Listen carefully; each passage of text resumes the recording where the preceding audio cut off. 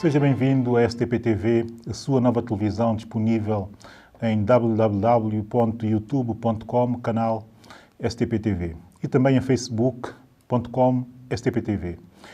Hoje recebo o Dr. Jorge Lopes Queta, especialista em Relações Internacionais e Cooperação, e o Dr. Luís Má, investigador no CESA, Centro de Estudos sobre a África e do Desenvolvimento, no ISEG.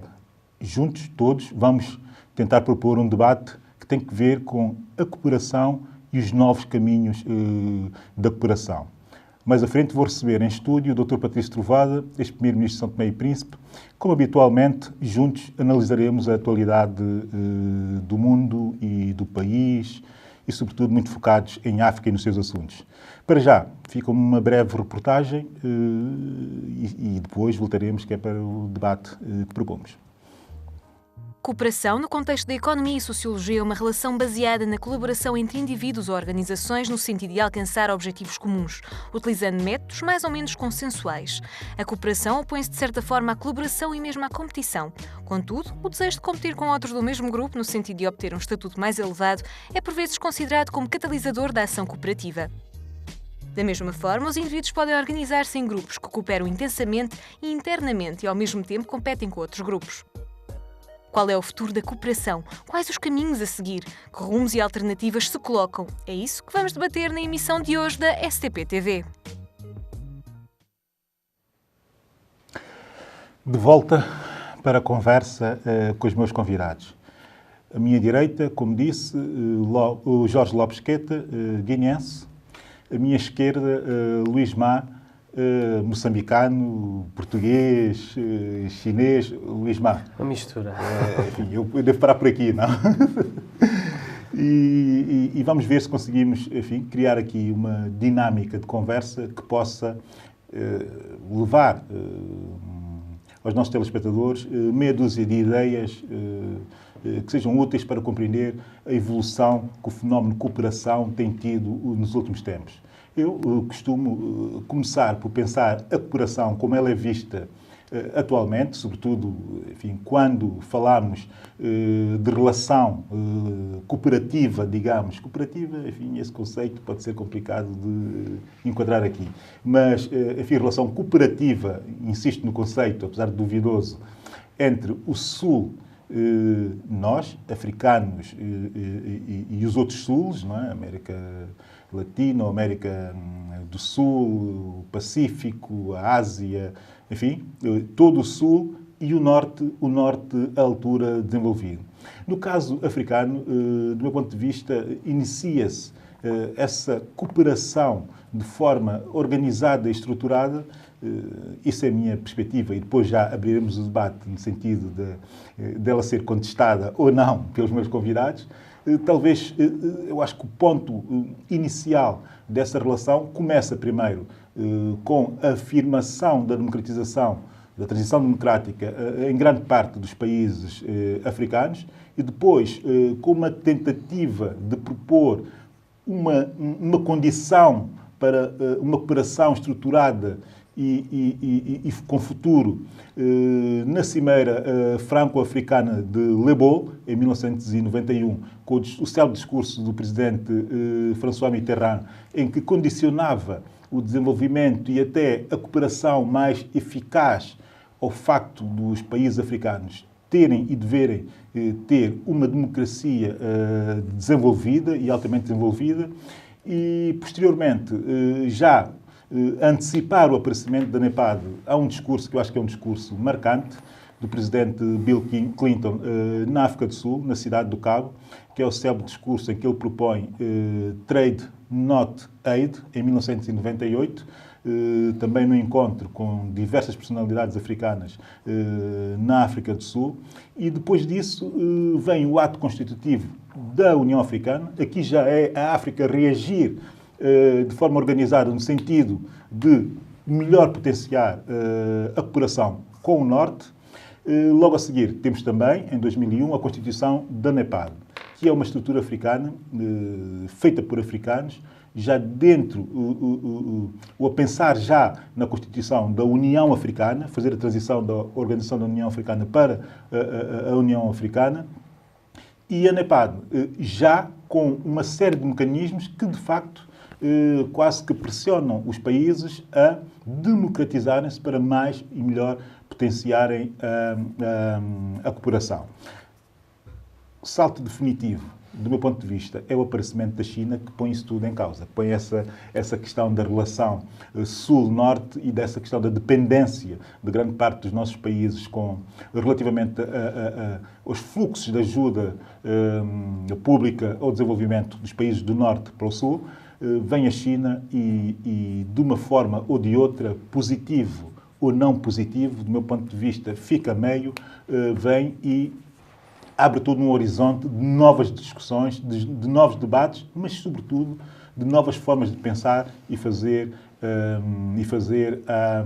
a cooperação. Para terminar isso, em 2009, Dambi Samoio edita o Dead Aid. E aqui, de facto, os africanos apossam-se, do meu ponto de vista, esse é o marco, a partir do momento em que os africanos apossam-se de um outro entendimento da cooperação. Apossam-se, ou seja, de forma crítica e tornam toda a sua relação e experiência com a cooperação torna-se, digamos que, proativa, porque passamos a ter um olhar também sobre aquilo que nos beneficia. Essa é a minha introdução. Eu lanço o debate a partir dessas premissas. Luís Má, não é para comentar aquilo que eu acabei de dizer, é para... Já estava entusiasmado em comentar. É para criticar, se for necessário, e propor aquilo que tu julgares que seja útil propor-se, não é? Antes de mais, boa tarde e obrigado pelo convite de estar aqui presente. Sem dúvida que tem a emergência de novos doadores como a China, mas não só a China, mas também o Brasil, a Turquia, a série de países também do Médio Oriente, no continente africano, como doadores e como investidores, está a mudar o cenário atual das relações que no passado eram muito viradas de África para com a União Europeia e agora tem novos atores. Eu, sinceramente, não sei ainda se podemos fazer uma avaliação positiva ou negativa. Eu acho que é uma dinâmica recente, é século XXI. De facto, só como se conseguimos a falar de maneira muito mais elaborada da presença chinesa no continente africano a partir do ano 2000. É quando começam a aparecer muitos trabalhos, começa a tornar evidente essa presença.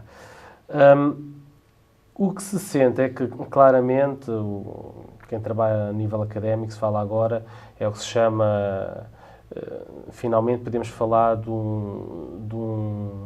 uma África que passa a ser um ator, passa a ser um agente, ou seja, deixa de assumir uma posição de passividade, de mão estendida e receber a ajuda, e não passa a negociar de acordo com os seus interesses e de como é que quer se desenvolver. E acho que isso é o lado positivo, sem dúvida, da emergência destes novos doadores, porque dá aos países africanos, e vamos falar principalmente daqueles que são as grandes potências emergentes que vamos falar em África, a Nigéria, a Angola, a África do Sul, o Quénia, também podemos falar do Quénia, e depois também, eu normalmente trabalho mais a África subsaariana do que provavelmente o Norte de África, porque tudo, ainda são países africanos. Nota-se claramente que têm mais armas para negociar como é que querem fazer o seu caminho de crescimento, desenvolvimento.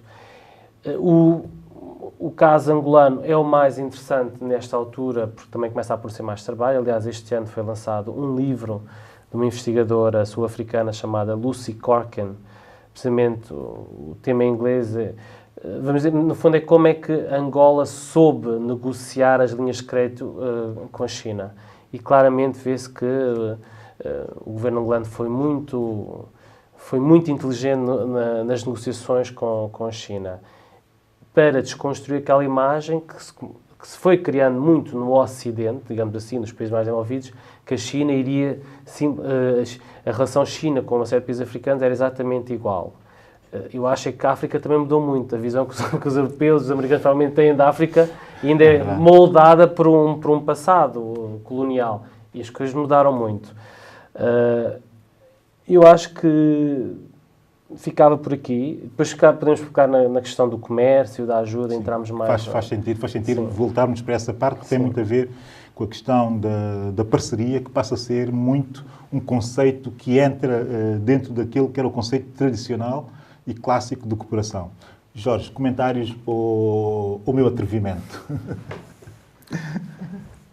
Não quero de forma alguma dar uma imagem negativa aqui das mudanças todas que se operaram nestes últimos tempos em África, mas o que se passa na realidade, pelo menos do meu ponto de vista e dada a minha experiência profissional nas Nações Unidas, ainda temos algum percurso pela frente. Isto porquê? Porque a grande diferença, como apontou agora, do surgimento de novos atores internacionais, e uma das grandes diferenças que marca entre esses novos atores emergentes e a tal cooperação tradicional com os Estados europeus é precisamente que estes últimos não colocam condições nem condicionantes, nem rules and procedures, toda aquela panóplia de documentação e de justificação e de condições de democracia e de respeito de direitos humanos, que é completamente diferente daqueles que a China exige. A China não exige nada porque não quer que ninguém também intervenha no seu espaço. Ora, isso continua a acontecer em África, mas como disse, por exemplo, Angola foi muito inteligente, mas foi inteligente com a China. Com a União Europeia já não pode ser assim. E então, falta ainda, por um lado, da parte nacional, dos nossos governos, a apropriação do processo, porque ainda não temos, nós não lideramos. Hoje a União Europeia diz que a prioridade é a luta contra HIV/SIDA e todos os projetos têm que se direcionar para HIV/SIDA para poder receber aqueles fundos. Amanhã dizem que é o género e toda a gente vai. E isto vai do governo até ao nível das ONGs internacionais e nacionais. Da parte do governo, nós ainda não temos a capacidade suficiente, competências, para a absorção de toda a ajuda externa, o que coloca muitos problemas. Mas estás a falar aqui mais ao nível de uma experiência interna da Guiné-Bissau ou num quadro geral? Eu faço essa pergunta porquê? Porque essa percepção também eu tenho relativamente a São Tomé e Príncipe e a grande parte dos países africanos. Acontece que, eu há bocado falei do conceito de parcerias, exatamente nesse sentido. Talvez fosse bom nós começarmos já a fazer a transição ao nível de conceitos entre a cooperação pura, ou aquela que era tradicional, que era clássica da ajuda direta ao desenvolvimento, enfim, que entrava e passou a entrar a partir de determinada altura, quase que por obrigação ou por pressão dos doadores nos nossos orçamentos, nos orçamentos de Estado, não é? Que é assim que acontece em São Tomé e Príncipe e também, enfim, em grande parte dos países africanos. E aqui uma outra dimensão, que é a dimensão que o Luís já enunciou e tu agarraste e deste um pouco de sequência, que é a questão enfim, do investimento direto estrangeiro, não é? Que também começa a ser mais ou menos visto como uma forma de, atenção àquilo que eu vou dizer, que é para não fazer confusão lá em casa, uma forma de os próprios Estados, nossos Estados, e aqui vamos àquilo que acabaste de dizer, que ainda temos pouca eficiência na gestão dessas ajudas, nas ajudas das doações, que é os próprios Estados saberem indicar que caminhos dar, para onde canalizar e como potencializar ou potenciar tanto as doações como os financiamentos diretos estrangeiros. Isto pode parecer uma confusão, aquilo que eu acabei de dizer, mas o que eu quero marcar aqui é a questão das parcerias, ou seja, por um lado pesa as doações, que é ajuda direta aos orçamentos, ou como quisermos, e por outro lado o investimento direto estrangeiro, ou seja, convém começar a entender a cooperação nessas duas perspectivas, coisa que não era feita até bem pouco tempo, ou estaria enganado. Bom, que há que diferenciar, naturalmente, a cooperação bilateral da multilateral. Claro, isso com certeza, isso é um clássico. E depois nesse âmbito, quais é que são as diferenças que são aplicadas por aqueles países emergentes, como referiu, que não há condicionantes nenhumas, ou praticamente nenhumas. A não ser as condições dos próprios financiamentos. Mas eu acho que o mais importante, ainda do que irmos olhar já para a questão bilateral, multilateral, é pensar internamente como é que cada um destes países está a pensar estrategicamente o seu desenvolvimento. Ótimo. E aí tem muito a ver com, e se calhar depois pega também na questão da cooperação, mencionou a questão da capacitação institucional. Mas não é, há uma tendência na área da cooperação da parte técnica, vamos ajudar a criar instituições, mas muitas vezes essas instituições, a matriz dessas instituições não condiz com o terreno onde elas são implementadas. Ou seja, procura-se imitar o local de onde vêm essas instituições, mas depois a realidade é outra. E depois também é olhar para a dimensão humana. Qual é o capital social que esses países têm ou não, para depois continuar, no fundo, essa capacitação. Eu acho que muitas vezes a tendência era muito... mudou a partir, talvez, de 2005, com o encontro em Paris, com o alto nível em Paris, o encontro de alto nível em Paris da eficácia da ajuda, em que começou a aparecer toda a dimensão da apropriação, ou seja, as políticas de desenvolvimento são feitas pelos próprios países que recebem essa ajuda. Em termos formais, isto foi bom, marcou um espaço. Agora é como é que esses países, de facto, conseguem marcar o seu terreno.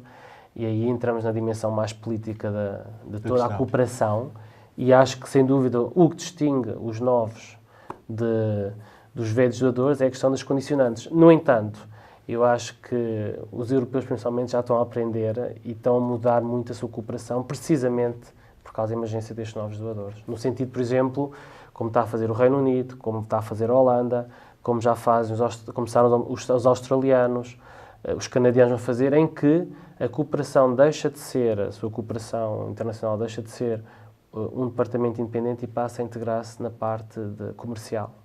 Portanto, vamos voltar, se calhar, ao passado. Quer aquilo. Do aid para o trade. Exatamente. Mas aqui também entra aquela componente, estava a falar também do nacional. Os países todos têm aqueles planos de desenvolvimento, depois têm aqueles documentos estratégicos. Muitas vezes não são eles que os fazem, são consultores que os fazem. Que é o normal. E logo, uma das exigências primeiras é a apropriação nacional, mas os documentos nacionais são elaborados com assistência técnica internacional. Não há apropriação nacional. Então, é quase como um ciclo, porque os países africanos são dotados depois, com assistência internacional, de planos de desenvolvimento e de planos de redução da pobreza, e que têm que implementar. Mas se não há apropriação, se não há incentivo, e o governo e as competências nacionais não o têm como próprio, não há como implementá-lo. Então andamos neste ciclo a par das exigências. Mas convém sempre sublinhar este ponto das exigências internacionais e das imposições internacionais que condicionam principalmente os países mais frágeis, digamos assim. Porque, como estava a falar, não se passa tudo igual em todos os países. Claro, naturalmente, com certeza. no Ruanda não se passa assim, que é o maior recipiente agora da ajuda externa, e um dos expoentes na tal eficácia da ajuda externa, como falou, a partir da Declaração de Paris. Mas o e agora Ruanda é um caso última até muito interessante, é como o Ruanda e a Etiópia, podemos depois falar um bocado sobre isso. Sim, e que chega depois até à Conferência de Busan, onde se tem-se a estabelecer as regras de cooperação, tanto para os doadores como para os países recipientes. Mas a falta de competência e de apropriação nacional não consegue ainda levar avante esses projetos de uma forma integral e sustentável, porque depois há que fazer o balanço. Ok, não fez a pergunta, o Abílio não fez a pergunta, mas é assim, nós estamos há 40, 50 anos, e como estávamos a referir há bocadinho, 50, pronto. Mas no caso, com a Troika, não é?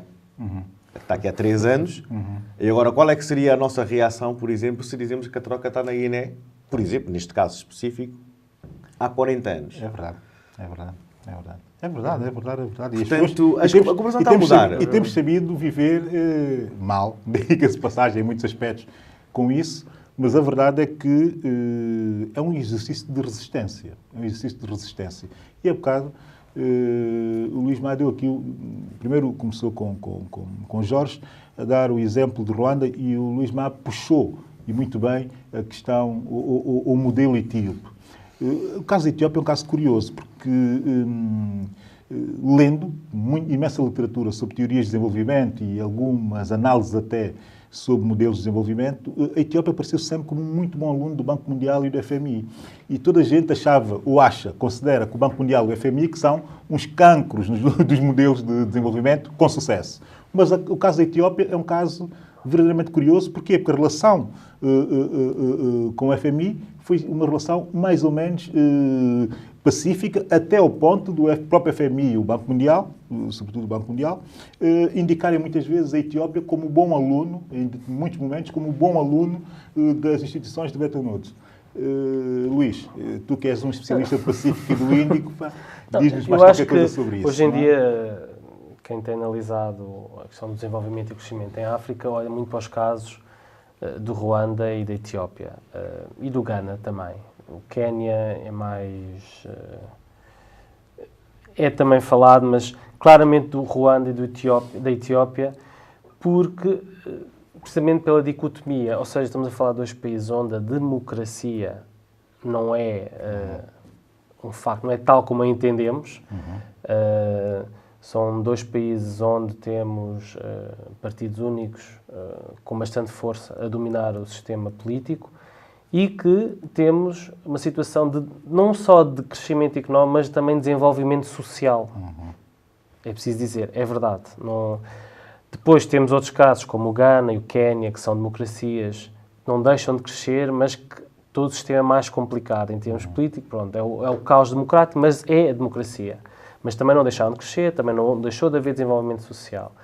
E esta é tal, isto para pegar naquela questão, se é que o Bill falou no início, da ideia de se a democracia traz desenvolvimento ou não.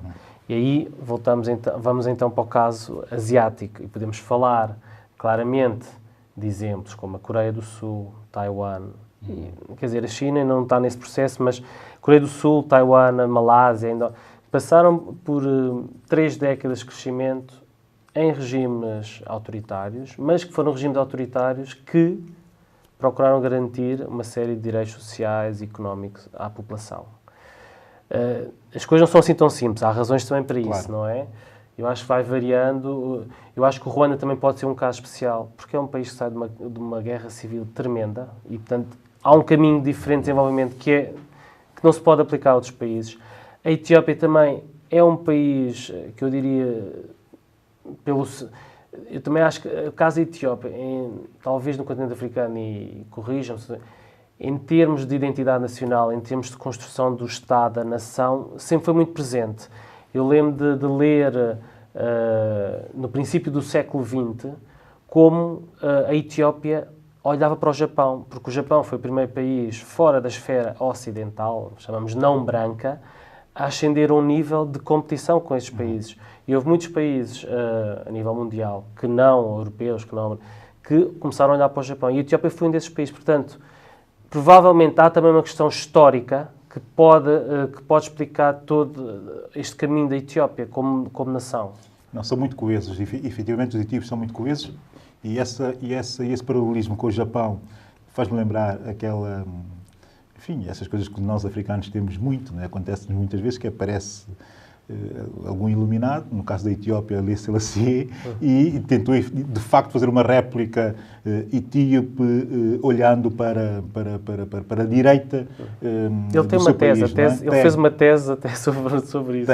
Tem uma tese sobre isso. Aliás, se alguém puder ler aí em casa, pesquisando na net, consegue encontrar, e tem aspectos muito, muito curiosos, e com algumas adaptações também interessantes para aquilo que nós estamos a viver nos nossos dias. Jorge, estamos agora aqui, estamos a falar da Etiópia e do Ruanda. Aliás, a Etiópia é uma coisa curiosa porque viveu muito à base da cooperação, da cooperação pura e dura, digamos, clássica e tradicional, não é? Também muito financiada pelo Banco Mundial e pelo FMI, até aqui tudo bem. Agora, o que é interessante nisto é que, partindo do mesmo pressuposto e com as mesmas bases, digamos que em termos, estamos aqui a falar em termos abstratos, ok? Com as mesmas bases que os restantes países africanos, vamos pôr isto assim, colocar isto assim, não é? Ou seja, FMI e doações, consegue hoje ter muito dinâmico setor privado com base na captação de IDE, ou seja, de investimento direto estrangeiro. Ou seja, utilizaram os fundos do financiamento do FMI e do Banco Mundial, utilizaram também razoavelmente bem as doações para criarem ou para estruturarem o país a tornar-se atrativo ao investimento direto estrangeiro, ao ponto de hoje ser o maior importador africano de leguminosas e coisas deste género. Uma coisa que, enfim, que a coisa de uns anos seria impensável conceber-se a Etiópia nesse patamar e, sobretudo, a esse nível. Não é? Já estão, claro, sapatos, com marca, inclusive. Ou seja, há uma estratégia, uma visão. Nada sai dali sem que a marca Etiópia vá colada ao rótulo e ao pacote. Ou seja, há aqui uma evolução, há aqui um conceito, há aqui uma visão clara. É isso que faz falta aos outros países. Estou correto ou estou errado? Naturalmente, deu-se o exemplo do Ghana. O Ghana o que é que fez? Apostou na educação. Claro. E a seguir à educação é a capacitação nacional e a criação das instituições nacionais viradas para o desenvolvimento, para a democracia mais inclusivas. Isso não aconteceu nos restantes países africanos. Isso é uma verdade. Mas há aqui um outro dado, complementando, e tu já segues, que é qualquer um dos 4 exemplos que nós estamos aqui a dar, e aqui até podia incluir também Cabo Verde, mas qualquer um desses 5 exemplos, incluindo Cabo Verde, há aqui uma nuance que é pouco falada, mas que em qualquer um deles teve digamos que uma influência muito forte no sucesso, ou no sucesso relativo, se quisermos relativizar algum dos casos, que é o papel da diáspora. Da diáspora, tanto do ponto de vista reflexivo, do lobbying, nos sítios certos, nos países certos, nas instituições certas, mas sempre uma ideia de nação, que é uma ideia de nação global. A Etiópia conseguiu fazer bem isso a partir daquela crise dos anos 80, da fome e tal, não sei quantos. O Ruanda, a partir do genocídio. O caso do Ghana, a partir do momento em que se anunciou, em que o Ghana entra para a indústria petrolífera, não é? Estou aqui a tentar. Cabo Verde, desde sempre, desde que tentaram construir um país. Quer dizer, a questão da diáspora também como uma... E o melhor exemplo, até as próprias Ilhas Maurícias, que não, são... Mas isso não é um amor meu, não é? Isto tem uma relação mas de amor a questão com essas da ilhas, diáspora, e o papel da diáspora chinesa aí, a indiana, que também... Eu acho, sem dúvida, a questão das diásporas é importante e acho que não está bem feito o trabalho sobre o impacto que as diásporas podem ter fora dos seus países de origem, mas... E eu não sei se é possível fazer essa análise, provavelmente olhando para... Porque isso, por exemplo, foi fundamental na Coreia e em Taiwan. Ou seja, toda esta nos anos 80, a massa crítica que vai estudar para as universidades americanas, não só as do Pacífico, da Califórnia, que envolve-se com as indústrias tecnológicas, criam redes comerciais, que é sem dúvida fundamental. No fundo, as rotas comerciais, muitas vezes, entre estes países e os Estados Unidos, são feitas a partir da diáspora coreana e de Taiwan, que estão nos Estados Unidos. E eu gostava de perceber se podemos falar mesmo a nível da Europa e com as suas diásporas africanas, dos Estados. Gostava de tentar perceber. Em alguns casos. No caso de África, bom, que não podemos falar no caso de África, já estamos aqui a entrar também naquela dinâmica que não pode ser, não existe. Não é que não existe África, mas quer dizer... Dos países africanos. Dos países africanos, eu penso que tudo depende basicamente da educação e da formação que foi dada a cada um dos países e cada uma das diásporas usufruiu. No caso que eu conheço bem, é uma cooperação, uma diáspora que basicamente económica, de apoio financeiro e económico muito, muito básico. Portanto, também depende muito da dinâmica interna e da relação entre os que ficam e os que saem e que não chega, por exemplo, a esse ponto. E depende também, volto a insistir, das instituições que foram criadas realmente que possam haver uma dinâmica e uma sinergia entre a diáspora e o país. E isto em alguns países não existe.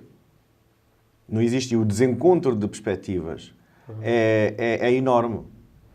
É enorme porque quem sai e não regressa fica com aquela certa imagem do país e depois não evolui, não contribui. E depois há ali um desencontro que chega até a certos confrontos. O Abílio bem sabe de certeza, nós estivemos aqui, o Abílio ficou, outros regressaram e, entretanto, o Abílio de certeza tem discussões com quem ficou e, entretanto, vem e o desencontro de perspectivas É enorme, mas tudo poderia ser ultrapassável e deveria ser ultrapassável se realmente tivesse vontade para tal e criássemos realmente instituições que aproveitassem as nossas mais-valias no exterior e não os considerassem como, não é expatriados, porque são expatriados, mas é mais ou menos, porque depois não se aceita o que vem de fora. Para mim aqui a questão, eu há bocado, enfim, atrevi-me a misturar ajuda pública ao desenvolvimento, vulgo, doações, ou quisermos, não é? E o investimento direto estrangeiro. O que nós estamos a ver, depois da conversa que estamos a ter, é que os países que normalmente gerem razoavelmente bem ajuda pública ao desenvolvimento conseguem também atrair bem, razoavelmente bem, o investimento direto estrangeiro. Essa relação é uma relação, claramente, de estruturação, não é? Enfim, estruturar bem o Estado para que torne possível atrair investidores. Daí eu ter tido o atrevimento, se calhar, enfim, com base da minha ignorância, não de especialista, vocês que são especialistas, eu não, mas ter tido o atrevimento de dizer que, ou sugerir, que essas duas componentes são componentes que de todo podem ser desligadas. Não é? Quase que eu já entenderia a cooperação como também parceria. Não é? Talvez passamos essa fase da cooperação tradicional e clássica a essa coisa da parceria. Porquê? Porque isto começa a ser muito falado em alguns fóruns internacionais. Ainda há pouco tempo tivemos o fórum o Afro-Árabe, no Kuwait, e o Emir, das primeiras coisas que disse era: eu não quero aqui políticas discutidas neste fórum, tanto mais que, enfim, que algum pessoal não gostou muito do aviso, não é? O que eu quero aqui é falar de parcerias. E depois distribuiu uma série de doações para alguns países que ele achava, com projetos também a apresentar, que ele achava que eram países suficientemente interessantes para aplicar bem aqueles fundos. Ou seja, os tais bons alunos da ajuda pública ao desenvolvimento. Mas ele nem sequer falou de doações, falou mesmo de parcerias. Ou seja, temos esse interesse em doar para, de alguma forma, marcarmos a nossa presença. Como se sabe, existe interesse também por parte destes países em diversificar a sua economia, não é? Pode-se falar assim ou estou no caminho errado e deve ser corrigido? Eu acho que agora, precisamente porque temos que falar, estamos numa nova ordem global em que já não é dominada por um tal chamado Norte e agora existe.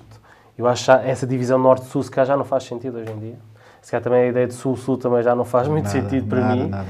Mas o que eu sinto é que uma mudança de discurso ou de narrativa não quer dizer necessariamente que haja isso aconteça no terreno, não é? Mudança de prática. Eu acho que o discurso da parceria agora faz parte, é politicamente correto.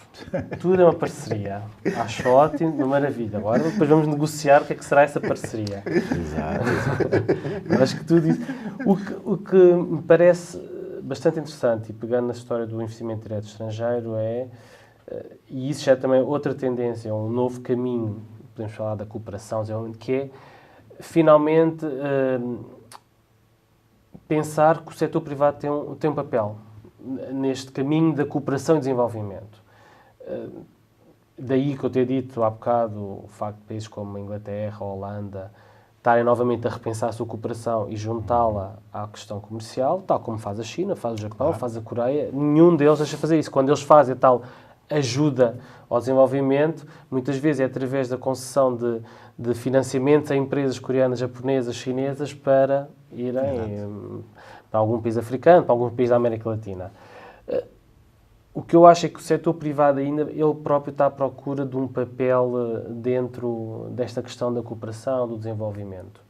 Só que tem uma série de barreiras, e as barreiras principais são as comerciais. E se formos falar no continente africano em particular, ainda há pouco tempo estive a ler um estudo do Banco Mundial em que dizia o caminho para a África é maior, a África no seu todo, é maior integração regional. Sim.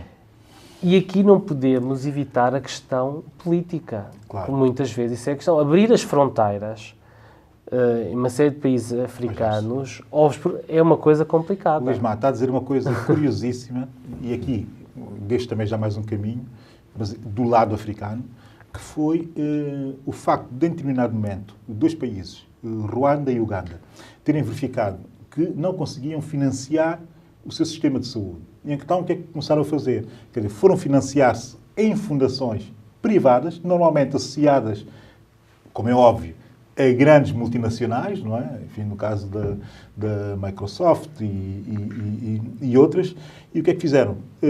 Propuseram, criando uma fundação para gerir os sistemas nacionais de saúde dos dois países, propuseram que eles investissem na infraestruturação dos sistemas nacionais de saúde. Sob condição, aqui está o trabalho do africano, aqui está o trabalho político, o trabalho que honra e o trabalho que até dá algum orgulho pela criatividade da solução, que é passaram a partilhar serviços médicos. Ou seja, um país especializa-se num determinado serviço, outro país no outro. É mais fácil, com essa comunhão, digamos, não é? De atrair doações e doações. Sendo que os doadores também passam a fazer parte dos boardings das fundações que gerem aquelas infraestruturas. Quer dizer, isto é um caminho que pode ser seguido. Sim, naturalmente, porque há um fator fundamental aí que é a transparência e a participação dos próprios doadores na gestão dos fundos, isto por causa daquele problema básico com que nos defrontamos há imensos anos, que é a corrupção e os desvios dos fundos. Que é o quarto elemento da cooperação, não é? Como dizia um amigo nosso. E quando o próprio doador participa na gestão dos fundos, naturalmente que aí as coisas mudam, mas tudo isso depende sempre do sentimento básico nacional da educação e de se os países estão realmente interessados em criar instituições que giram melhor esses fundos. O Ghana foi o primeiro país independente em África e desde cedo sempre souberam o que é que queriam e não se desligaram do tradicional por causa disso. Mas mesmo assim avançaram, evoluíram e hoje temos chineses, alemães, norte-americanos a estudarem em universidades do Ghana. Portanto, por isso é que eu volto sempre ao mesmo assunto, que é, depende das capacidades nacionais que nós temos, porque nós sabemos que há países que receberam imenso de ajuda e de investimento, e entretanto os países não avançaram, e não há estudo que tente explicar o porquê, e continua-se a dar. E por outro lado são as condições e a identidade e a agenda de cada doador, porque nós todos sabemos que cada doador tem a sua própria agenda. Mas, senhores, é bom, é bom que se aponte. Mas, Jorge, essa dava uma outra discussão, mas, meus senhores, nós vamos ter que terminar, porque estamos aqui a falar há imenso tempo, não sei se deram conta. Agradecer-vos, aos dois, a vossa simpatia, enfim, por terem aceito o convite e também pedir-vos que estejam disponíveis, que é para voltar. Porque este é um tema que, de diversas formas, nós vamos tentar abordar aqui, neste espaço de conversa. Portanto, obrigado aos dois, mais uma vez, e voltem sempre. Nós é que agradecemos o convite.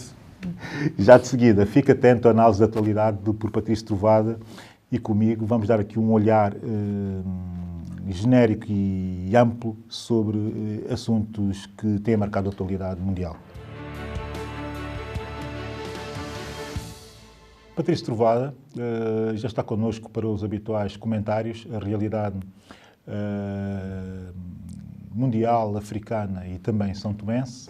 Eu começaria logo por algo que me marcou durante esta semana, que foi o facto de, para resolver uma vez mais um conflito africano, criado por africanos, com soluções que nós pensávamos que seriam soluções africanas, lá estamos nós outra vez a ter que recorrer a forças externas ao continente para resolver um assunto que é nosso. Eu estou a falar e refiro-me concretamente à intervenção da França enviando 1000 militares, 1000 soldados para a República Centro-Africana, que é um país que está mesmo à beirinha de ser um caso explosivo, e alguns já falam em possível genocídio, outra vez num continente que está a fazer um esforço tremendo para desenvolver-se. Patrício Trovada, nós estamos de regresso ao France-Afrique? Sim e não. Quer dizer que eu penso que o caso da República Centro-Africana, se nós compararmos com a última intervenção francesa que foi no Mali, é um caso um pouco diferente. De facto, nós, ultimamente, nos últimos 2 anos, temos assistido a 3 grandes intervenções francesas em África, Costa de Marfim, com a crise pós-eleitoral, o Mali, com enfim, a guerra no norte com as forças terroristas da Al-Qaeda. Mas em consequência também de uma crise pós-eleitoral. O golpe foi, enfim, mais ou menos em cima de umas eleições. Sim, sim, mas eu creio que na República Centro-Africana a situação é ligeiramente diferente. Bom, há aspectos de facto comuns, mas o que é importante hoje percebermos na República Centro-Africana é que os elementos da Seleka que levaram, conduziram o golpe de Estado e a queda do presidente eleito, esses elementos hoje também já não obedecem, digamos, ao regime de transição. E nós assistimos agora, na República Centro-Africana, a uma situação, digamos, sobretudo de grande banditismo, não é? Fundamentalmente trata-se de banditismo e que tem um aspecto particular, é que as forças do Seleka, sendo elas forças muçulmanas, não é? São, digamos, têm também introduzido, digamos assim, uma guerra de religião desnecessária, porque o fundo do problema é o banditismo. Daí que a intervenção francesa é uma intervenção que eu considero mais simples que a intervenção no Mali. É uma intervenção, sobretudo, de policiamento e nós, a semana passada, creio eu, falávamos da África Central, de ser, de facto, a região em que a integração subregional é essa que está mais difícil e mais atrasada. Daí que eu creio que o Estado centro-africano está a desaparecer, aquilo que resta do Estado centro-africano está a desaparecer. Como disse muito bem, há riscos de genocídio. Eu considero que aí o dever de ingerência é fundamental. A França referiu-se também ao Conselho de Segurança, não é? Eu acho que é uma operação avançada. As informações que eu tenho é que, a nível da África Central, está-se a preparar também um reforço de tropas. São Tomé e Príncipe irá também participar, enviando, se calhar, elementos para o Estado-Maior, não é? Não haverá tropas no terreno, mas provavelmente a nível de Estado-Maior. E até lá é preciso estancar, de facto, essa situação. E eu creio que a França interviu a esse nível. É lamentável, mas é a realidade africana hoje, não é?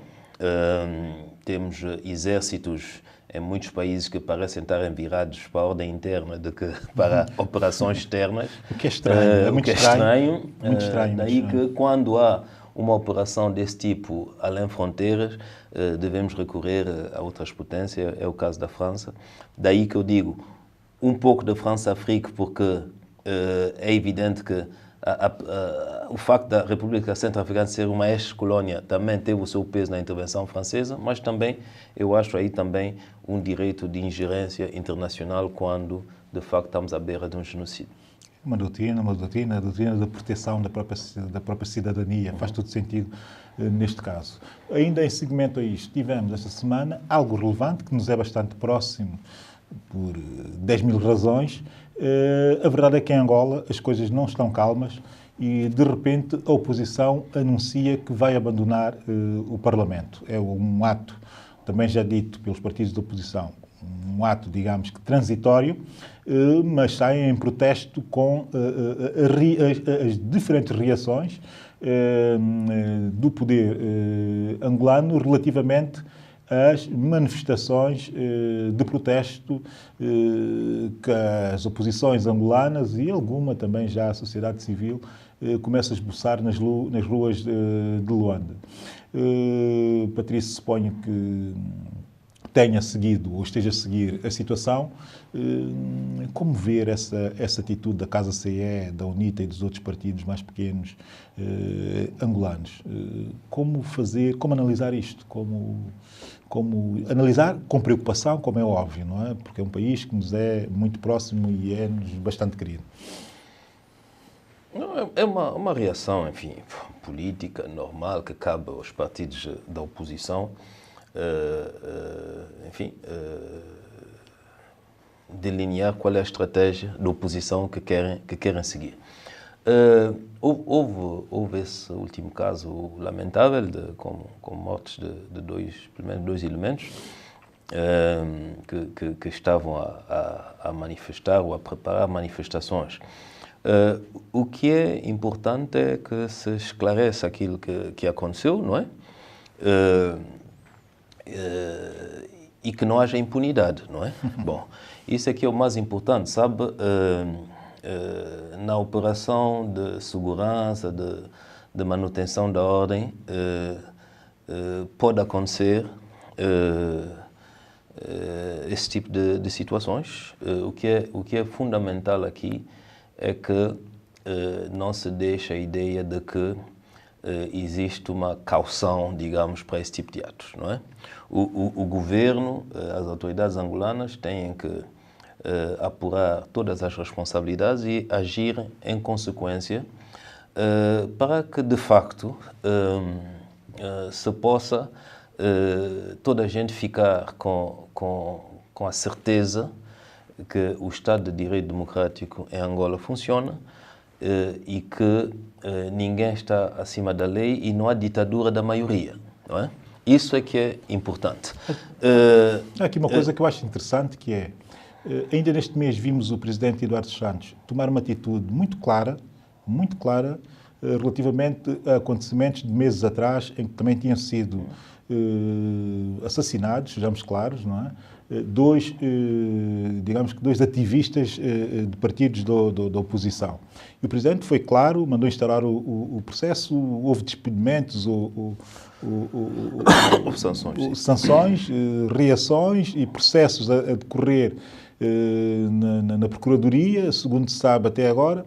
E, de repente, em menos de 15, 20 dias, com a ausência do Presidente Eduardo Santos do país, acontece isto. Realmente é de facto preocupante e vamos ver se as coisas ficam por aqui. E se a questão da impunidade, como é óbvio, mais uma vez não ganhe terreno, enfim, porque é uma desnecessidade. É preciso nós termos muita calma nessas situações. Quer dizer, seja em Angola, que seja em Moçambique, eu volto a dizer, particularmente Angola, são países que têm uma oportunidade extraordinária e que só poderá ser concretizada para o bem de todos os angolanos num clima de estabilidade. Num clima de estabilidade, a oposição tem que fazer o seu trabalho, o poder tem que, enfim, cumprir com o mandato que tem. Agora, é verdade que a lei, a ordem, a justiça tem que prevalecer e toda a gente tem que acatar com isso. Bom, se houver falha, se houver precipitação, se houver nervosismo por parte das forças de segurança, as forças de segurança estão aí, não podem ser forças de insegurança, estão aí para proteger o Estado e proteger os cidadãos. Daí que quando acontece uma situação como essa, eu volto a dizer, é preciso agir rapidamente no sentido de fazer-se toda a verdade e depois tomar as medidas que se impõem. É evidente que o poder tem que contar com o aproveitamento que a oposição faz de uma situação como essa. É o jogo democrático. Normal. Agora, uma notícia, enfim, boa, porque eu gostei imenso, que foi o facto de, enfim, durante esta semana, ao longo desta semana, ter acontecido em Bruxelas as Jornadas Europeias de Desenvolvimento. Enfim, com muitas intervenções importantes, com presenças importantes, digamos, com um tema de discussão importantíssimo, que é começar já a discutir o pós-2015, ou seja, pós os Objetivos de Desenvolvimento do Milénio, como conceber a cooperação e o ataque do combate à pobreza, deixando algumas linhas de reflexão, do meu ponto de vista, bastante boas e, surpreendentemente, gostei, particularmente e especialmente, do discurso de José Maria Neves, primeiro-ministro de Cabo Verde. Um discurso muito sem poeiras, muito limpo, muito clean, muito objetivo e começando logo por considerar Cabo Verde como uma nação global, de cabo-verdianos de dentro e também de cabo-verdianos na diáspora. E também acentuando uma série de características enfim, que ele considera terem sido essenciais para o relativo sucesso de Cabo Verde, do desenvolvimento de Cabo Verde, do modelo de desenvolvimento de Cabo Verde, e também, enfim, uma aproximação de Cabo Verde à África de uma forma muito intensa, responsabilizando os africanos por arranjar soluções de desenvolvimento, soluções africanas e trabalhar alguns mecanismos que já existem. Para teres trovado, enfim, ter acompanhado a coisa e um pormenor, discursou em português. Discursou em português nesse fórum, que eu particularmente gostei, não é?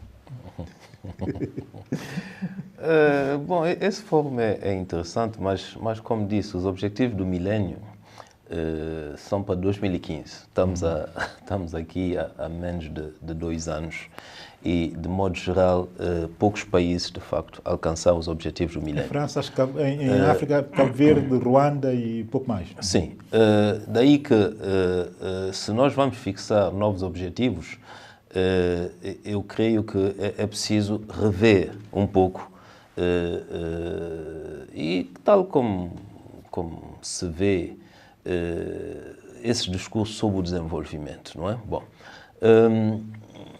uma coisa importante é não só Cabo Verde, mas toda a gente considerar de facto que o mundo é global e os países estão inseridos numa aldeia global.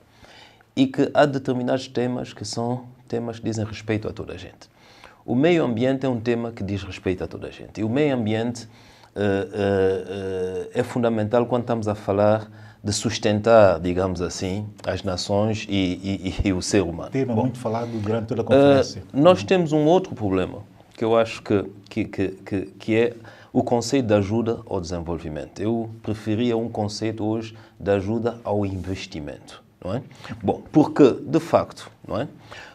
Nós vimos que nós precisamos de boa governação, nós precisamos de bom clima de negócio, nós precisamos de reformas fiscais, nós precisamos de estabilidade governativa, nós precisamos de inovação, nós precisamos de formação, de transferência de tecnologia, etc. Então, eu acho que há um tema que para mim é fundamental, é a ajuda ao investimento, de facto, não é? Como investir nas pessoas, como investir nas infraestruturas, como investir de modo que os nossos países possam, de facto, crescer.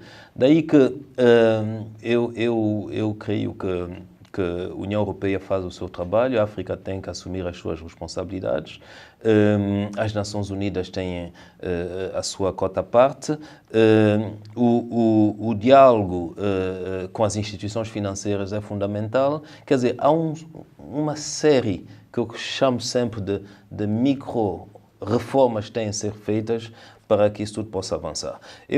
Há um aspecto que foi falado também num dos ateliês, foi ajuda à pequena e à média empresa, não é? E eu acho, tal como aconteceu na Ásia, nos nossos países africanos, para realmente criar essa classe média e lutar contra a pobreza, é fundamental investirmos nas pequenas e nas médias empresas, empresas familiares, na pequena agricultura, e isso implica que o sistema financeiro também se vire e apoie, de facto, a pequena e a média empresa. Daí que há um certo número de coisas a fazer, mas fundamentalmente isso só se faz com uma visão e com uma liderança. E eu penso que Zé Maria Neves, marcou de muito facto, isso no discurso tem sido um bom líder, não é? Gozou, e Cabo Verde tem vindo a gozar de uma boa estabilidade, que é importante também para fazer as reformas.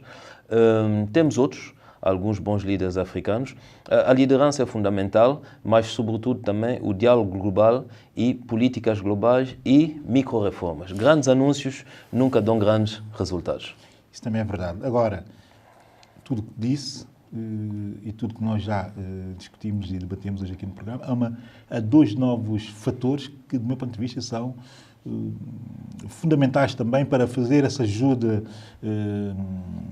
enfim, de crescimento económico, toda essa agenda de crescimento económico, de fixação do modelo de desenvolvimento e tal, que é a questão da reputação, do posicionamento, enfim, em termos de marketing, de imagem do país.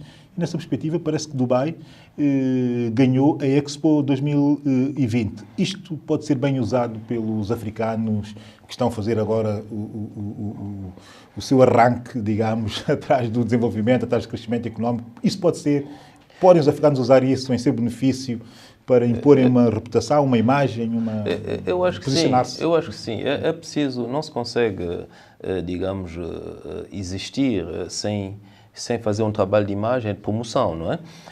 Dubai é um bom exemplo. Dubai é um emirato pequeno, sem petróleo, mas que hoje, só pelo seu aeroporto, por exemplo, transitam 70 milhões de pessoas todos os anos.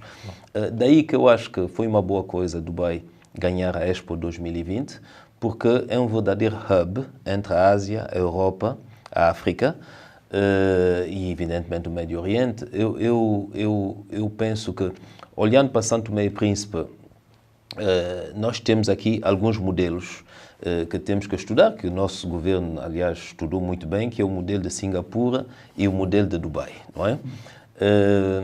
Temos muito a aprender e eu creio que 6 meses de exposição para os países africanos num hub como Dubai, em que à volta de Dubai nós temos a menos de 4 horas de Dubai, eu dizia, a menos de 1h30 de São Tomé e Príncipe temos 300 milhões de habitantes, a menos de 4 horas de Dubai temos 2 bilhões de habitantes, com uma conexão existente a nível aéreo, etc. Para os africanos vai ser uma oportunidade e 7 anos é tempo suficiente para se preparar o seu plano de marketing e apresentar ao mundo, porque eu estou convencido que, contrariamente a Xangai, em que os visitantes eram sobretudo da China, em Dubai os visitantes vão ser realmente do planeta, vai ser global e é uma oportunidade para a África para expor e mostrar as oportunidades que existem. Interrompemos esta conversa para vermos uma reportagem que nos chega diretamente de São Tomé e Príncipe. É aqui que fica o coração de São Tomé e Príncipe. Esta frota de táxis, vista do alto da Praça da Conceição, faz pulsar as chamadas Ilhas Maravilhosas. Na ausência de uma verdadeira rede de transportes públicos de passageiros e mercadorias, são estes carros amarelos que asseguram o vai e vem de pessoas e bens entre os 6 distritos da ilha de São Tomé. Os 2 principais mercados da capital do país são abastecidos por esta frota de táxis cada vez mais envelhecida e alargada pela entrada de novos taxistas. Uma luta para a sobrevivência de várias famílias são-tomenses, como nos conta Claudino da Graça, nesta viagem com a nossa reportagem. E o Sr. Cláudio geralmente faz viagem para qual é a rota? Almeirim Castelo Grande. Almeirim Castelo Grande. Tem havido muitos clientes? Não há movimento. Você garia desde às 4 da madrugada, quando era 9 horas que fiz a primeira viagem. Desde às 4 da manhã que está na praça e já são 9 horas, só agora é que faz a primeira viagem.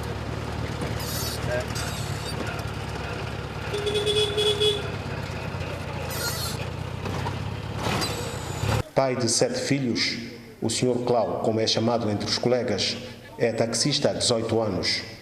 Quem olha para a sua viatura não acredita que ela é capaz de fazer uma viagem entre a capital e Caixão Grande carregada de 5 passageiros. Se eu vi que está o meu carro, é porque falta de condições. E como é que faz para pagar o imposto ao Estado? Primeiro, isso não claro, não paguei, porque não vi como pagar. Não tem como pagar? Não paguei. Vê-se que o seu carro já está bastante cansado. Alguma vez foi abordado pela polícia por causa da situação? Várias vezes eles têm me parado. Eu queria ter amizade com eles, porque dizer para quem não tem como procurar filhos, não há emprego, o país está tudo grande.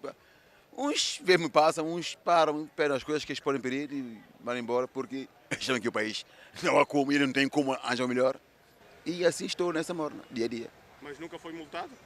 Mas vezes que ao princípio já havia multa, mas há multa que eles pagam que nem consigo pagar, até então, por quê? Eu não ganho, como é que eu pago? Então decidiram deixar-me em paz. Como é que os clientes reclamam muito também? Não, bem menos como eu estou taxista há longos anos, já sou velho na praça, tenho muitas amizades e clientes mesmo, não vão estar. Há uns que resmungam, não vão mais, pronto, como o cara aí depende a ordem. Quem não quer andar neste velho, que espere outro que ande, mas eu também, como tenho as minhas amizades com as pessoas, no momento em que estou a carregar, eu tenho estado a trabalhar. São mais de 1000 os taxistas que operam nesta pequena praça da cidade de São Tomé. O negócio, que quase já não rende como antigamente, ainda tem de enfrentar a concorrência dos motoqueiros. Nós, há 3 meses atrás, por exemplo, vivemos nessa carência com uma concorrência desleal, primeiro dos autocarros. Primeiro a gente está parado hoje, e depois também temos os motoqueiros, que é um grande número de levados, e como a maior parte dos motoqueiros hoje são eles que têm tido mais movimento com pessoas, porque, sabe, motos que levam a pessoa até a escada, levam para certas áreas onde que os carros não entram, e depois são essas concorrências todas que fez até também quebrar a movimentação dos taxistas. Ainda assim, há muitos taxistas e táxis velhos que não param, porque em São Tomé e Príncipe, cada um conquista o seu freguês. O Chipala, como é conhecido entre os seus, só nesta manhã já abasteceu o mercado municipal de São Tomé com vários carregamentos de pronto a comer. Todo dia, de segunda a sábado. Sempre a abastecer o mercado? Sempre abastecer o mercado, sim. O que é que traz? Traz o calilu, feijão, guisado grande bico, etc. E hoje o que é que temos para o almoço? Calilu. E já tem cliente reservado? Ainda, mesmo lá de cliente aparece. Sempre aparece, né? O calulu vai acabar de certeza. Acabar sim. São quase 12 horas em São Tomé. Aproxima-se da hora do almoço. E são estes carros amarelos que dão cobertura a toda a azáfama gerada à volta da pequena economia deste país encravado no Golfo da Guiné. De regresso, após termos visto essa reportagem muito real e muito impressiva sobre o dia-a-dia do São Tomense, a economia, a pequena economia, a economia mínima, a economia familiar, em todo o seu esplendor, digamos assim, porque isto é gente que quer trabalhar, é gente que trabalha muito e é gente que merece, obviamente, viver melhor. A verdade é que custa bastante olhar para essas imagens, enfim, para essa reportagem, e entender todo o universo de informalidade económica que existe no país. Era bom que essa gente toda contribuísse, era bom que o Estado estivesse capaz também de retribuir com melhores serviços e com o melhor que pode fazer e que tem que fazer por ser Estado. Mas, Patrícia Trovada, isto é 4 minutos de muitos problemas, mas também 4 minutos de alguma satisfação, porque, de facto, a gente acordar cedo, a esforçar-se, a tentar captar clientes. Há aqui bons princípios de economia até pessoal, não é? Mas, no entanto, em termos de finanças públicas, também há aqui alguns problemas. Enfim, não se pagam taxas, não se pagam impostos, há aqui alguma desorganização, há setores completamente estruturados, há taxistas, há mototaxistas, há uma rede de transportes públicos que não existe, quer dizer, há muitos problemas e há muita coisa por fazer no país. É verdade, mas, sabe, eu olhei para essas imagens com muita saudades da minha terra e com a firme convicção de que o país tem potencial. O país tem que ser organizado. O país tem que ser organizado. Há pessoas com muita força de vontade, com muita criatividade. Há pessoas que enfim, lutam todos os dias com imensos sacrifícios. Eu costumo dizer, muitas vezes, nós contabilizamos as energias gastas por um santomense no seu dia-a-dia em São Tomé e Príncipe, terrível. Se ele estivesse em Nova York, em Los Angeles ou mesmo em Hong Kong, se calhar seria um milionário. Não é? Bom, agora, o país está completamente desorganizado e quem deve organizar o país parece não estar minimamente preocupado em organizá-lo. Quer dizer, eu quando vejo essa reportagem, eu sinto o potencial e automaticamente como organizar as coisas para criar riqueza, para criar rendimentos, quer para as pessoas, quer para o Estado, etc. Há uma outra maneira de ver as coisas. É dizer, bom, eles estão-se a desenrascar, não é? E deixar, não é? Isso não pode ser suficiente. Isso não pode ser suficiente. Não é a melhor atitude. Mas eu acho que é também, e temos que reconhecer, que uma boa parte da classe política funciona assim. Quer dizer que quando o nosso país teve uma situação de crise do mercado de abastecimento, na Primeira República, bom, abriu-se a mão ao setor informal. Não é? E deixou-se o setor informal, no fundo, tomar conta daquilo que era o comércio interno estatizado. Não é? E foi uma espécie de alívio para o poder político, porque, enfim, assim a contestação baixou, etc. Ora, não se pode construir um Estado dessa maneira, não se pode construir finanças públicas dessa maneira, o país tem que ser organizado. E eu quero dizer que há vias de facto de solução. E essa desorganização, mesmo se permite, enfim, o dia a dia dos santomenses evoluir de uma maneira menos trágica, ela traz outros problemas, não é? Problemas de saúde pública, problemas de acidentes, como vimos, a maioria dos motoqueiros não tem carta de condução, etc, etc. Quer dizer, eu acho que é tempo de São Tomé e Príncipe virar a página. Isso pode ser feito com base na recente proposta, enfim, do presidente Pinto da Costa, enfim, que convida os são-tomenses, partidos políticos, enfim, uma série de instituições para um diálogo nacional. Isso pode iniciar-se por essa via, por essa proposta da Presidência da República, ou há outras coisas a fazer, ou há outras formas de o fazer? Eu insisto... É que isto é mesmo uma pergunta.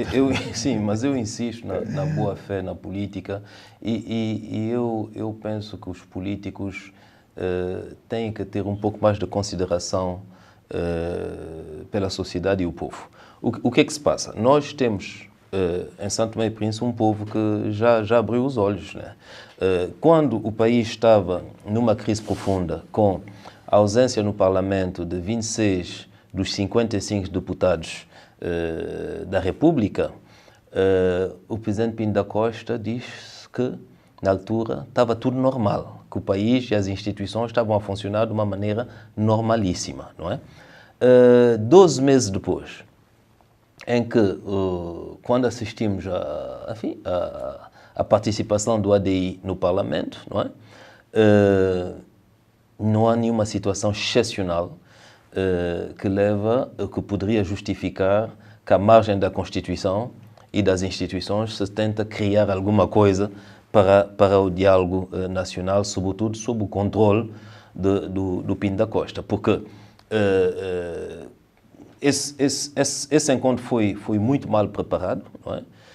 Nós fomos surpreendidos com o ADI com uma agenda, enfim, uma ordem do dia que, no fundo, era só surpresa para o ADI, mas que tinha sido cozinhada pelo presidente, o MLSTP e o PCD, eu não diria, não sei, não tenho elementos para dizer do MDFM, mas, de facto, eu só quero dizer isso. O país precisa, e isso é o interesse de todos os santomenses e do ADI, o país precisa de ir às eleições num clima, de facto, desanuviado, um clima que permite que as eleições sejam justas, transparentes, livres, credíveis. Bom, para isso, o ADI está evidentemente disponível. Agora, para entrarmos numas discussões com a Troika e o Presidente da República, em que, no encontro no Palácio da Presidência, falou-se de Conferência Nacional, falou-se, enfim, sem limites, eu acho que não. São Tomé e Príncipe é uma democracia, tem uma Constituição, tem mecanismos próprios a nível da Constituição para resolver qualquer conflito político. Hoje em dia, nós, depois de 12 meses de nós reclamarmos eleições antecipadas, o Presidente não deu ouvido nem ao ADI, partido que tem praticamente 50% da representação nacional, não ouviu a população nas ruas. Estamos a 7 meses das eleições. Eu acho que o mais importante é conduzir pacificamente São Tomé e Príncipe a eleições e voltar a dar a palavra ao povo. Qualquer outro tipo de manobra, quer para adiar as eleições, quer para tentar, digamos, limitar as propostas dos partidos políticos, nomeadamente a proposta do ADI a um referendo popular, creio que só irá agravar a situação. E eu quero dizer mais. Hoje em dia, o presidente Pinto da Costa tem tido um papel, fundamental, proativo a nível do executivo, não é? Ele tem um primeiro-ministro que é dele, que ele escolheu, que não é chefe de nenhum partido que ganhou as eleições, conforme reza a Constituição. Ele tem o MLSTP, o PCD, o MDFM, que hoje constituem, nem que seja por 2 deputados a mais, mas a maioria na Assembleia. Por isso, eles tiveram todos os instrumentos para fazer reformas, para governar o país e para melhorar a situação dos santomenses. Se não o conseguirem, e se não o conseguirem até julho, deixa então os santomenses julgarem. E o que nós queremos, o ADI, é apresentar a nossa proposta também aos santomenses, para que os santomenses venham das duas propostas, porque eu continuo, após essa reunião, a crer que o país está bipolarizado. De um lado, Pinto da Costa e os seus, e do outro lado, o ADI. Que o povo que diga a sentença. Obrigado, Patrício Trovoada. O nosso programa está a terminar, mas nunca é demais sugerir alguns livros para colocar na sua mesa de cabeceira. Hoje as minhas sugestões são Dead Aid, da Dambisa Moio, um livro de 2009, que revê todo o conceito de cooperação em África e por África, e Architects of Poverty, do Moeletz Mbek. Os 2 livros têm que ser encomendados online, não se consegue encontrar facilmente em Portugal e não há tradução em português que eu saiba, mas são 2 recomendações que eu aconselho vivamente. O programa de hoje termina aqui, mas pode e deve rever todas as emissões da STP-TV em www.youtube.com, canal STP-TV. Até lá, fique também atento à nossa página no Facebook, partilhe as suas opiniões e já de seguida segue mais uma vez um episódio de Nós por Cá. Sempre que eu falo de Nós por Cá, sai-me um sorriso, mas pronto, já está feito o sorriso, já sabe. Eu sou o Abílio Neto e esta aqui é a nossa STP-TV, a sua nova televisão.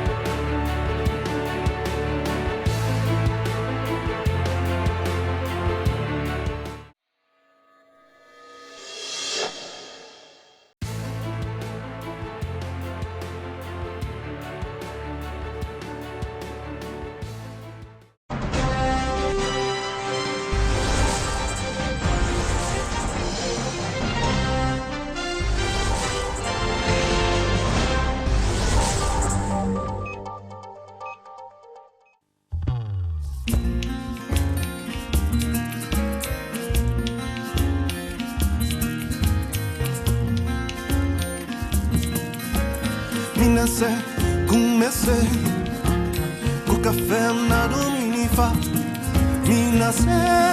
Comecei, café na Dominifa.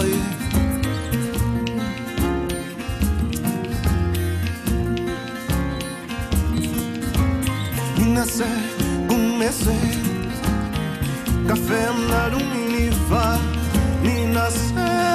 Comecei, café na Dominifa.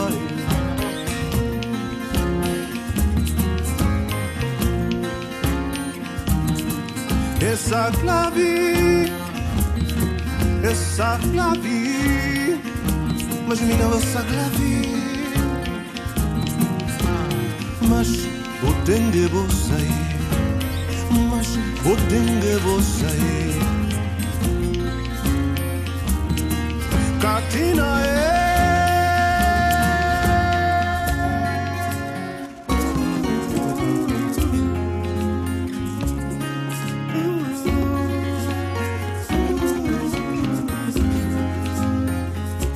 Nesse punta sunu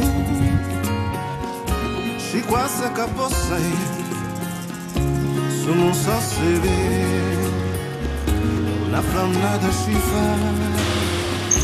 Nesse ponto assumo, se passa capoça, sumo só saber, na flamada chifa.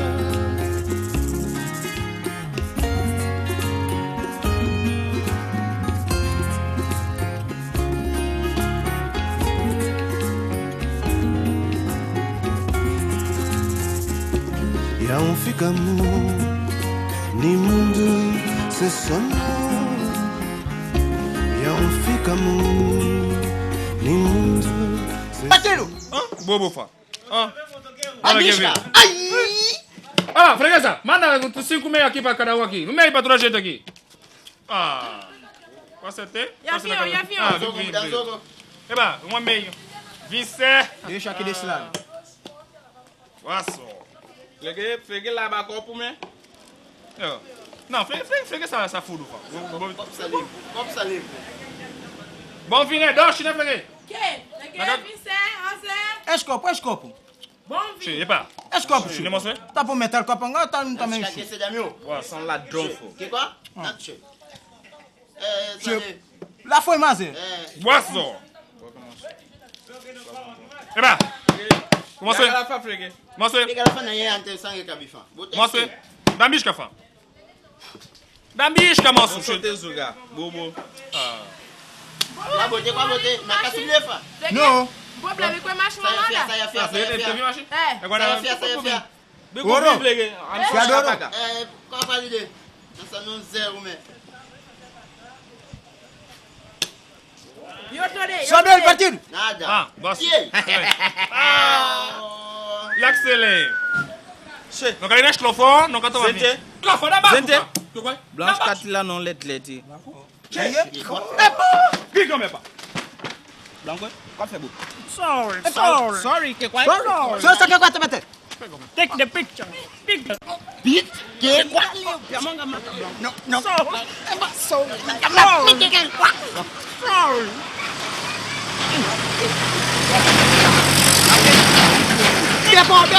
Agora. Pensa. De blanco som. Antes de ouvir de blanco. Bora. Na é picture na é na tefa, na é picture sa gelo, não na te gelo fa. Tipo, não foto, acabei de ganhar gelo deu. Tá blanco fogo. Só está que bater. Fogo. Tá tipo fogo. Na te picture. Tá tipo fogo.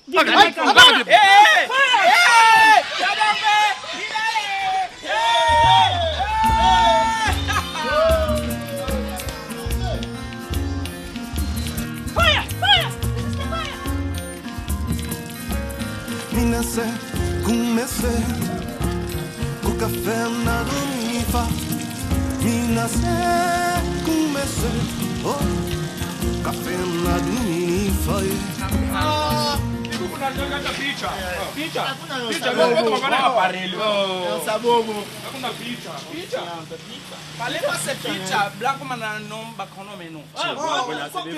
Passa pizza. Vou não muito. Quem tá caso aí? Pizza. A mim só caso. Ah, bom, né? Manda. Pizza. Marca. É? Eu como ele aqui, papi. Dá ele Marca. Zuga famoso. Tá, tem uma cena aí, tá? Olha pra ti. Nós botei gelo, né? E antes vou ir com o aparelho tem. Botei gelo. Você? Quem não vai fazer? Botei gelo, fã. Quer comprar aparelho da mão? Coca flau. Um copo vim pra vou pagar, eu não vou na ter. Vou comprar aparelho. Pagar pra um biafão. Você quem da boca ser? Um branco. Que blanco? Um branco, ele viu nós na cidade, só deu um gajo. Essa sapatilha, eu peguei caderno também, pus lá em casa. E esse vai vir mostrar. Blanco, tem bebau? Ele tem barba, tá com óculos, camisola branca. Depois, nessa não, tem mais foto, ele fala picture. Qual é blanco você me... Blanco que não dá por... Tem cada coisa aí. Busso peta blanco fogo um cadeira. Não tem, mas vamos mostrar pedão, fã. Não tem. Vai. Também? Gente, não vamos jamais. Também cabina aí que fala picture. Não sei picture, fã. Vou me falar qual que é a sua cabeça.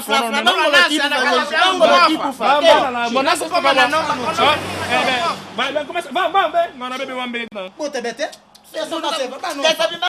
tipo...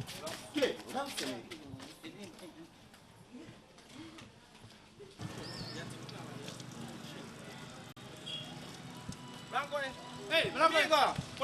Ei, tipo, para! Amiga! Ei! Olha, fã! Você! Moço, colhe, famoso! Vem já, famoso! Colhe! Vai lá! Vai lá! Isso! Colhe, famoso! Calma!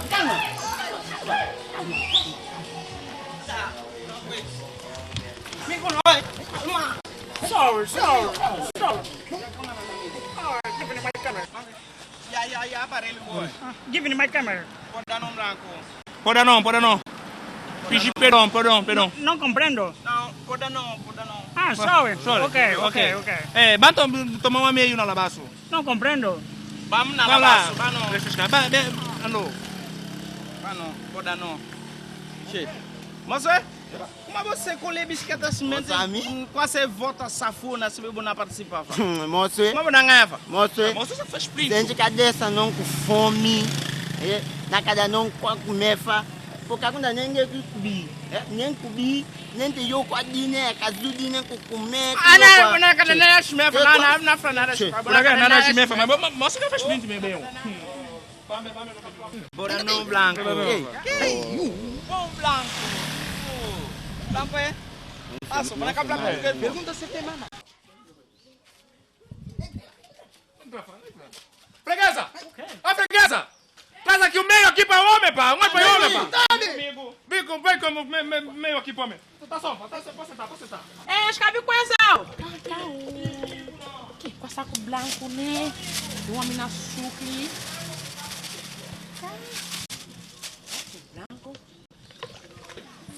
Por que você vai demorar assim?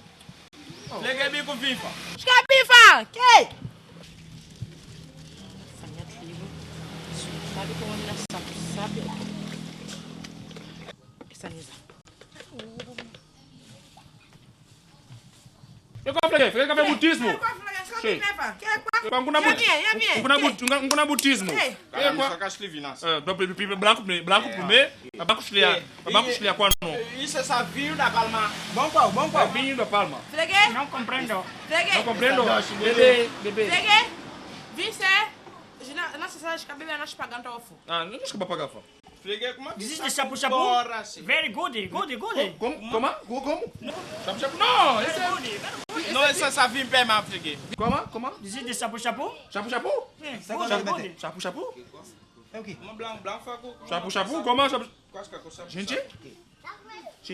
Gente? Qual saco bago? Qual saco Good. Não, this is not good. Mulher, não.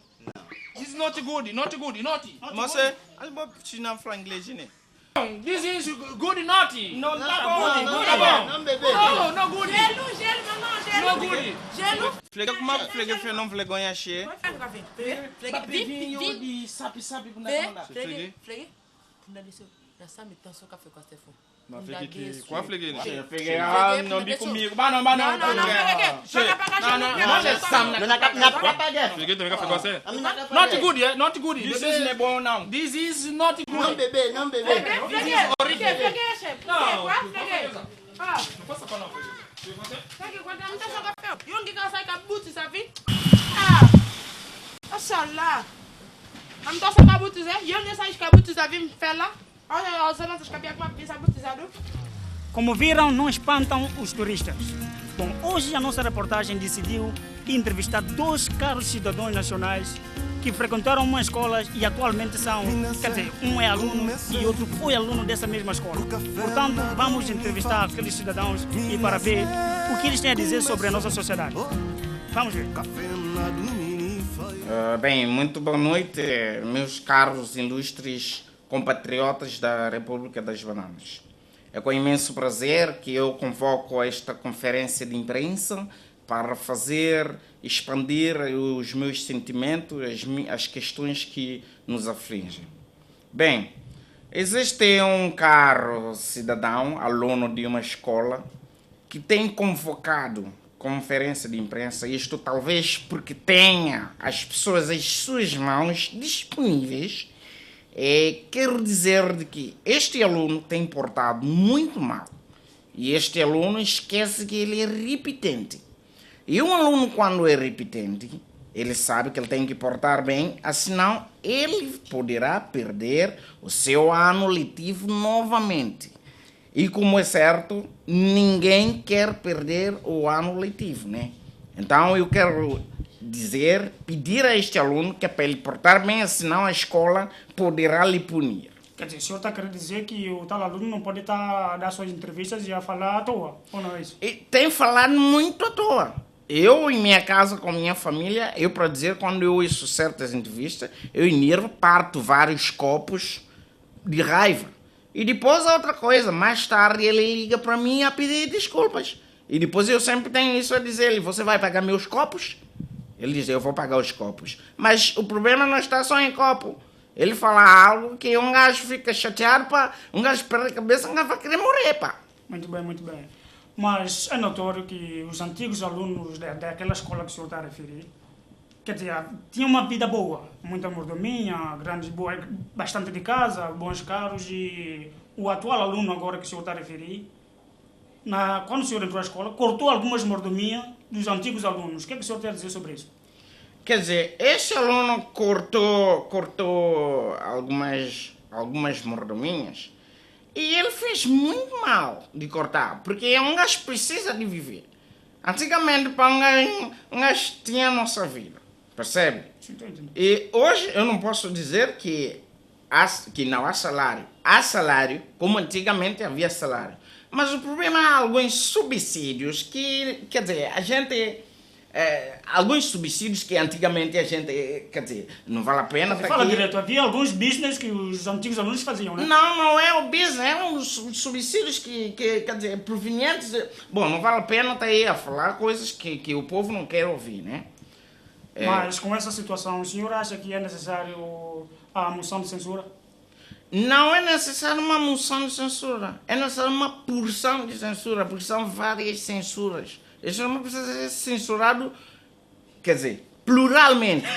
Então, por isso, eu apoio esta porção de censura. E para lhe dizer de que marcamos uma conversa com este aluno, ele não apareceu. Ele fugiu à conversa. E este homem, eu digo ele, eu já lhe disse, uma vez ele telefonou para mim a pedir perdão, eu disse ele, se você não quer falar lá, em frente de todo mundo, nós os dois peito a peito, às vezes você a passar o carro, eu sou amigo do segurança dele, porque já foi meu também, eu e ele resolvemos peito a peito. Olha, ok, muito obrigado pela entrevista, nós encerramos aqui, muito obrigado. Sim, agradeço. Olha, muito boa tarde, senhor representante da República das Bananas. Se o senhor é o habitual telespectador da TVS, o senhor pode acompanhar uma entrevista de um caro cidadão nacional que achou por bem chamar o senhor de um aluno repetente na escola em que o senhor frequenta nesse exato momento. O que é que o senhor tem a dizer sobre isso? Olha, cidadão, para começar a dizer, eu vou dizer que o país é democrático. Cada cidadão fala aquilo que quer. E eu não tenho que ouvir o que cada um fala aí por aí, porque eu não tô nem aí para essas conversas que não levam aqui. Porque eu faço política, mas eu com homens de verdade. Porque não estou aí para politiquices. Não estou para politiquices. Até o caro cidadão falou algumas coisas que eu acompanhei sim. Por conseguinte, eu ligo sim várias vezes. Eu ligo. Mas eu não ligo para ele para pedir desculpa, pá. Eu ligo para outras coisas. Mas o senhor até agora não me respondeu a minha pergunta. Mas o senhor é repetente, por acaso? Olha, eu não tenho medo de falar a verdade. Eu nunca escondi as verdades, eu falo sem medo. Eu sou repetente, aceito que sou repetente. Mas se o senhor ir reparar para aquele senhor que falou de repetente, repara, lá eles são um conjunto de repetentes. Olha, eu não tenho medo de falar a verdade, eu assumo. Eu sou repetente, sim, sou repetente. Mas um ano de repetente. Aquele senhor que falou que eu sou repetente, repara. Há 34 anos que são repetentes. Por conseguinte, estão só a chumbar. Olha, o pai chumbou, outros líderes chumbaram, amigos chumbaram. Então, repara, até os seus professores desistiram deles. Desistiram, porque há 34 anos que não conseguem nada. Só saem sempre a chumbar. Vale a pena chumbar um ano que 34 anos. Quer dizer que esses antigos alunos agora são os autênticos panha-bolas de São Tomé? Epá, um autêntico, senhor, eu não vou fazer esses políticos, eu já falei que eu não gosto de politiquices, mas por conseguinte, eu concordo consigo. Quer dizer que neste exato momento são autênticos panha-bolas? Eu não vou confirmar, não vou confirmar. Outra questão, o senhor representante da República das Bananas, aonde é que foi o dinheiro, o nosso dinheiro? Dinheiro? Epá, isso é um assunto importante. Portanto, o senhor também falou na sua entrevista que não há dinheiro porque há algum subsídio. Oh, meu senhor, desculpe lá, dinheiro há. Apenas alguns subsídios que foi cortado. Não há um subsídio para férias, tem subsídio. O homem, se ele vai para uma zona, tem subsídio de transporte que ele vai andar no carro por muito tempo. Tem subsídios que foram cortados. Esses subsídios, nós cortamos subsídios. Já não há subsídios. Mas dinheiro, há dinheiro. Repara, desculpe lá, o senhor não tem salário? Sim, tem salário. O senhor tem salário. O Pololo, conhece o Pololo? Sim. Ele não tem salário. Até a Chigombinha tem dinheiro. Portanto, a escola está a pagar todo o salário, quer dizer que há dinheiro. Só não há aqueles subsídios para esse caro homem que falou aí, os seus colegas. Quer dizer, os panha-bolas? Sim, por aí. Bom, senhor, eu acompanhei uma entrevista, quer dizer, uma reportagem na nossa televisão e todo cidadão viu o senhor tirar a tábua da carinha de uma família que casa incendiou. O senhor, por que o senhor fez isso? Olha, caro senhor jornalista, é o seguinte.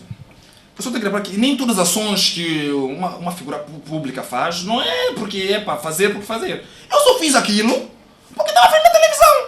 Opa, se é a minha casa que construí, eu não carreguei um barote, imagina que para a casa dos outros lá eu vou carregar barote. Cada um com sua cruz, pá. Mas o senhor está nervoso? Nervoso? Não, eu não estou nervoso, mas eu só estou querendo avisar que eu não gosto de politiquices. Mas o senhor está... Quer dizer, a entrevista do cabo aluno disse que o senhor e a escola merecem uma porção de censura e não uma moção de censura. O senhor está preparado para várias porções de censura? Meu senhor, epá, que eu já fui reprovado uma vez. Se for 2 vezes também não faz mal. O problema, eles é que têm que ter medo que já chumbaram 34 anos. Portanto, eu não tenho medo de nada de chumbar mais umas vezes, umas 2 ou mais 3. Por conseguinte, se aprovarem a moção ou porção, como eles querem dizer, de censura, estou nem aí, não me importo, pá. Mas o senhor ainda está nervoso? Meu senhor, eu não estou nervoso, estou dizendo não estou nervoso. Ok, muito obrigado. Obrigado pela entrevista. Sim. E até mais tarde.